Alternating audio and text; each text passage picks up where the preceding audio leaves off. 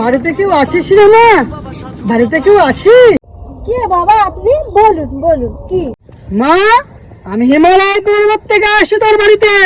আমি আমার দিব্য দৃষ্টি দেখতে পাচ্ছি তোর বাড়ির ভিটেতে 20 ফুট নিচে আসে গুপ্তধন। হ্যাঁ, 20 ফুট নিচেই আছে গুপ্তধন, তুই খুললেই পাবি। বলো কি বাবা, তাই 20 ফুট নিচে? এবার তাহলে আমার সুখের দিন আসলো বলে বাবা। আমি তো টিপু নানি বাবা, বলছি। ঠিক আছে মা, তুই নিয়ে আয় মা।